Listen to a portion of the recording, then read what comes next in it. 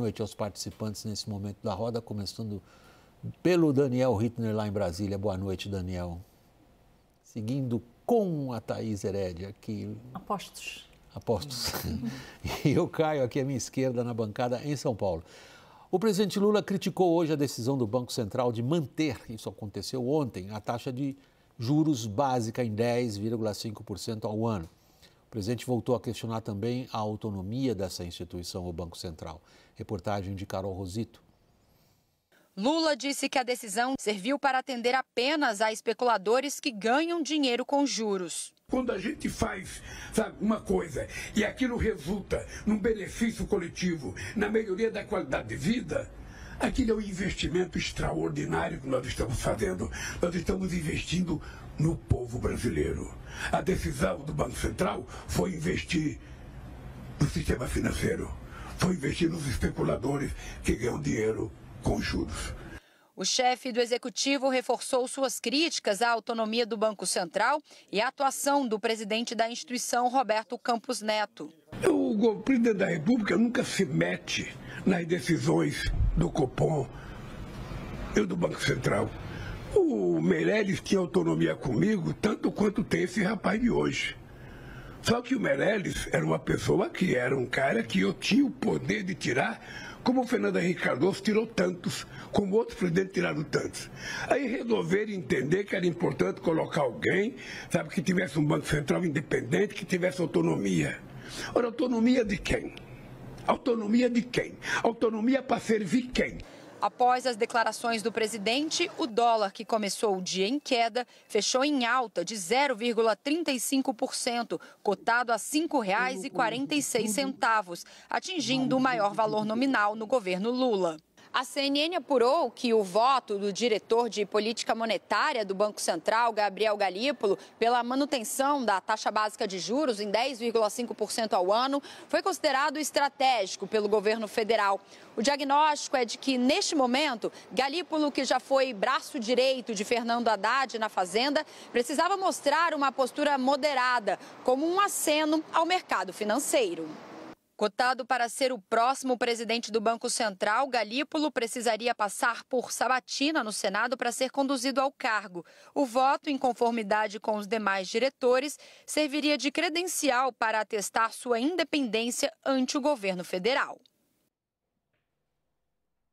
Thaís, o presidente Lula deixa mais uma vez evidente que não é nenhuma novidade o que ele disse hoje, a incapacidade que ele tem de compreender como funcionam instituições, particularmente a instituição da autoridade monetária, mas também qual é o papel dele na formação da taxa de juros e, portanto, também na formação de ativos, como que ele acaba precificando ativos, como que ele, na verdade, acaba ajudando os especuladores. Não parece ter tido efeito a unanimidade ontem, que acalmou agentes econômicos, mas parece que exaltou Lula. Acalmou os agentes econômicos e exaltou Lula. Eu percebi o Partido dos Trabalhadores e o próprio governo hoje meio perdidos, sem saber o que fazer com aquela informação, né, dessa unanimidade. E aí vem uma onda de especulações. Então, é voto estratégico. Olha, o Galípolo não tinha outra opção que nem votar. Olha, o presidente Lula fez de propósito para forçar a unanimidade do Copom. Quer dizer, um monte de conspirações que deixam claro que pouca gente consegue entender primeiro como funciona uma reunião do Comitê de Política Monetária, que é uma reunião extremamente técnica. Eu, há mais de 20 anos, cheguei a participar de algumas na gestão do Armínio Fraga. É uma reunião extremamente técnica, quer dizer, os dados, os fatos, e que a gente já trouxe e dividiu com quem nos vê, exigiam uma resposta técnica do Banco Central. O que pegou mais hoje, William, foi a bronca do presidente Lula com a questão da autonomia. Nós sabemos que o Congresso Nacional não vai deixar isso passar, mas nós temos um presidente da República que questiona, primeiro, uma decisão do Congresso e depois um valor institucional, que a gente também trata bastante aqui, que é de um órgão que tem autonomia, como perguntou o presidente, para proteger a moeda. A moeda não é do governo, a moeda não é do presidente da República, a moeda é da sociedade brasileira. Portanto, a autonomia do Banco Central é pela sociedade, é pela proteção da moeda e não pela proteção de um projeto de governo. Daniel, o Lula vai topar uma briga dessas, com o Congresso já tendo dito para ele 200.000 vezes que não há chance de ser revertida a autonomia do Banco Central? Ele vai comprar essa briga? Se vai comprar, seria um grande erro, William, mas o que impressiona, e aí eu faço o relato de um almoço que eu tive hoje com um conselheiro direto do presidente, que mais uma vez destacava, e aí é uma pessoa que quer o bem do presidente, quer o bem do governo, mas que destacou muito como várias diferenças institucionais de hoje para 20 anos atrás, período em que esse conselheiro já conversava com Lula, angustiam hoje o presidente. O poder do Congresso, por exemplo, o poder do orçamento com as emendas, a autonomia do Banco Central, a limitação de usar as estatais para políticas públicas, não tem mais a Petrobras do mesmo jeito, inclusive no exterior, não tem mais a Eletrobras, não tem mais a Infraero. É muito mais difícil governar hoje do que era 20 anos atrás. Esse é um quadro que me foi dado como uma angústia do presidente. Agora, engraçado que essas contradições do presidente estão sendo desmentidas pelos próprios fatos, né? O presidente citou hoje a autonomia que ele dava na prática a Henrique Meirelles. Ora, o próprio Henrique Meirelles, ex-presidente do Banco Central, esteve no Senado essa semana em audiência pública para discutir a autonomia financeira e orçamentária do Banco Central, um passo que ainda falta. E Meirelles, ali nessa reunião, nessa audiência pública, disse o seguinte: eu sempre gozei de autonomia como presidente do Banco Central no primeiro mandato de Lula. Mas a autonomia não pode ser uma benesse à mercê da vontade do presidente. Ou ela existe legalmente, institucionalmente, ou não existe. Não pode ser isso, não pode ser uma benesse. Caio, a gente volta para o seguinte, de novo, algo que a gente já colocou aqui no WW. Muitas das afirmações do presidente Lula hoje em relação aos juros, a postura do BC, são disparates. São o que a gente chama de barbaridades que não param de pé. Porém, ele é um personagem de extraordinária relevância. Qual é a intenção dele em comprar essa briga e reiterar a compra dessa briga quando os próprios diretores nomeados por ele votam da maneira como ele criticou? William, eu vejo um caminho de mão dupla, né? Por um lado, você tem a política, a estratégia do PT, a estratégia do governo de colar a decisão da quarta-feira em tudo que aconteceu na terça-feira. O Roberto Campos Neto é o inimigo ideal, votou com a camisa amarela e por aí vai. Agora, por outro lado, o governo já precificava esse resultado e justamente porque para o governo também é positivo que tenha sido unânime, porque abre um espaço para o Gabriel Galípolo, eventualmente, que é o favorito hoje, assumir com tranquilidade. Né? Não interessa também ao governo pôr suspeição sobre o Galípolo diante dos agentes de mercado, dos agentes econômicos, porque daqui a 2, 3, 4 meses ele está indicado.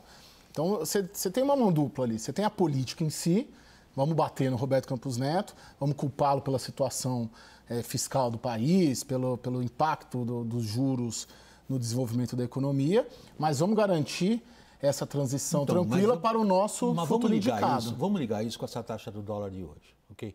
Eu pertenço ao grupo de analistas que não considera que a taxa do dólar seja o último termômetro e o mais, digamos, exato para a gente averiguar, desculpe o trocadilho infame, a temperatura da economia brasileira. É um dos fatores. Agora, nesse fator, Thaís, da taxa do dólar de hoje, que é maior desde julho de 2022, nesse fator está embutida uma dúvida das pessoas em geral. Ele sempre fala, o Lula, do mercado, dos especuladores, e na verdade nós estamos falando de milhares de pessoas que tomam decisões de economia, se sentem afetadas por esse ambiente. O que elas estão antecipando? Elas estão antecipando um ambiente de mais volatilidade, né? E a poupança, o investimento não gosta de volatilidade.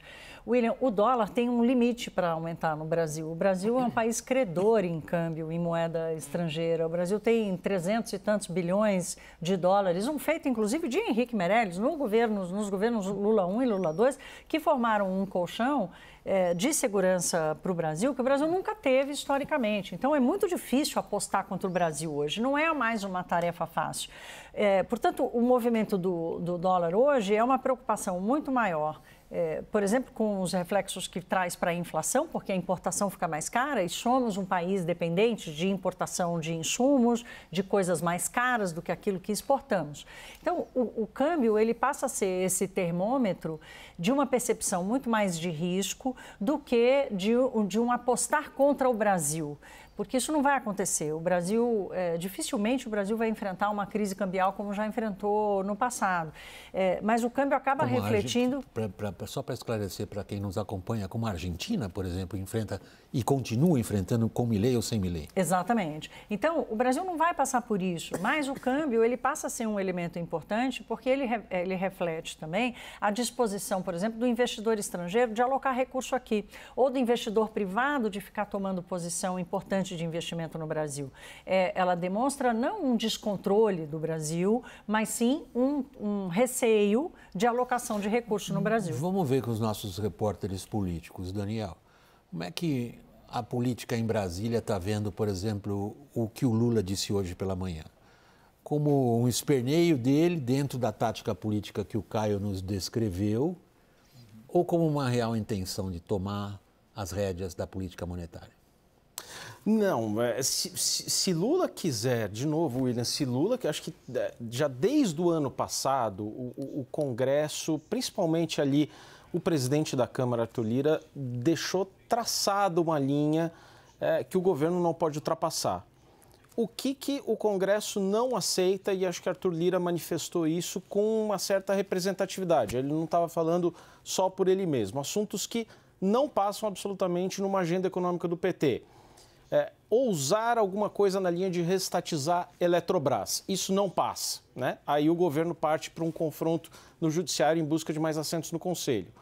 Acabar com a autonomia do Banco Central. Isso não passa. Não tem o menor clima para isso.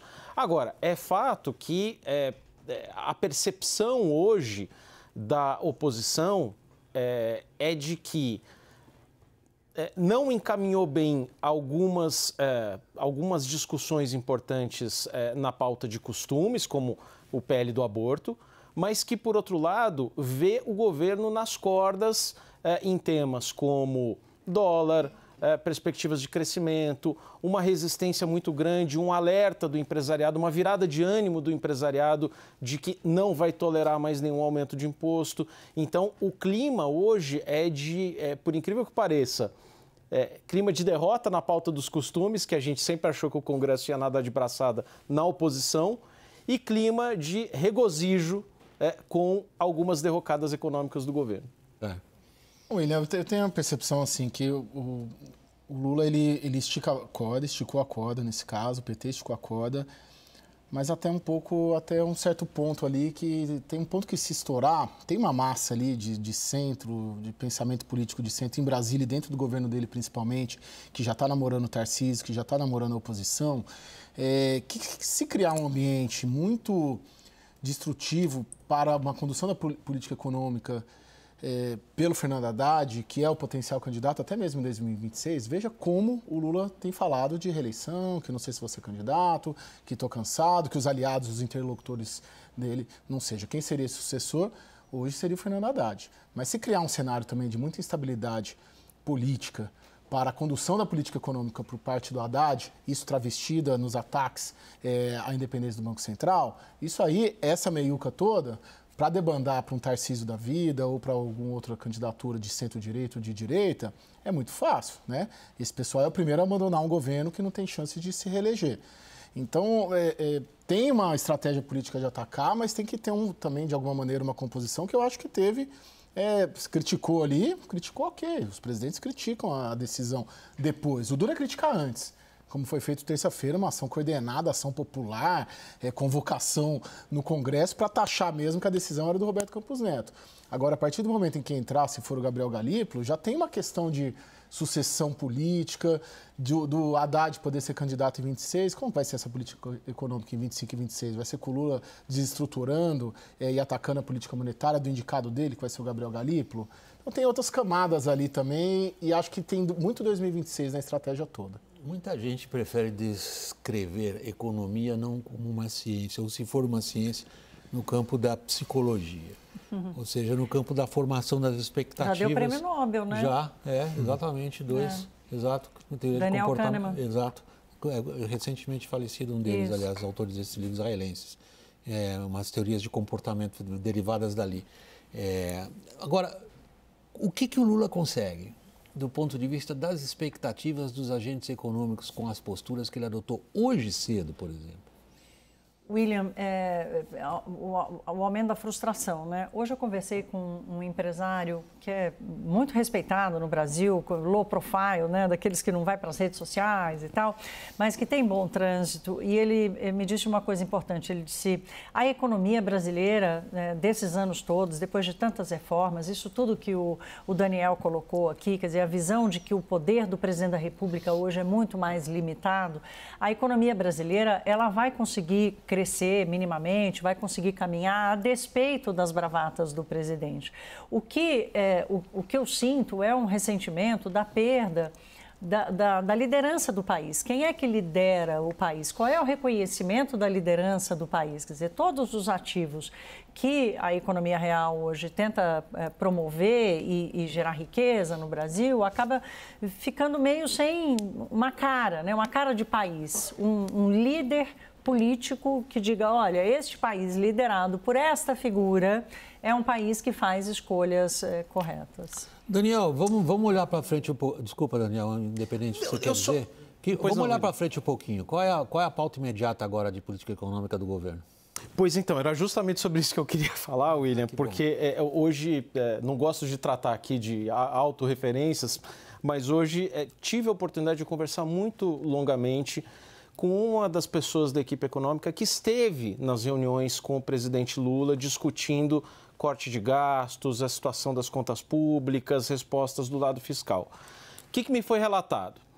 O presidente realmente está interessado em saber, tomar conhecimento ali, encarou com surpresa essa questão de o tamanho das renúncias fiscais, do gasto tributário, estimulou que se pense em soluções. Agora, na linha de um passo antes da decisão efetiva, ou seja, de estimular ali que tem alguma coisa para valer, não tem nada para valer em termos de corte de gastos mais imediato, em desvinculação de piso da saúde e de educação, em desvincular benefícios do salário mínimo. A única coisa que tem de concreto que foi pedida pelo presidente palavra, entre aspas, eficiência no gasto. Isso, claro que é bem-vindo, claro que é bom, como está se dedicando a equipe econômica, essa mesma pessoa me relatou, uma ofensiva ali para revisar gastos do BPC, do seguro-desemprego, de gastos de previdência, do cadastro único. Excelente. A questão é que isso talvez não mude as expectativas de ninguém, né? Isso talvez não seja suficiente para recalibrar as expectativas e voltar a ter um clima de confiança. E a queda da taxa de juros agora depende essencialmente disso. Me parece que o comunicado do Copom ontem deixou mais ou menos claro que vamos por aí, né? Caio, para encerrar esse segmento da nossa edição hoje do WW, você apurou algum tipo de pauta que, em termos de política econômica, que o governo deseja imediatamente fazer tramitar? Revisões tributárias. Sim. Acho que a percepção, a ideia força, William, que está presente na política econômica é um exemplo um pouco de cima para baixo ainda, de tirar do andar de cima antes de começar a cortar do andar de baixo, vamos dizer assim.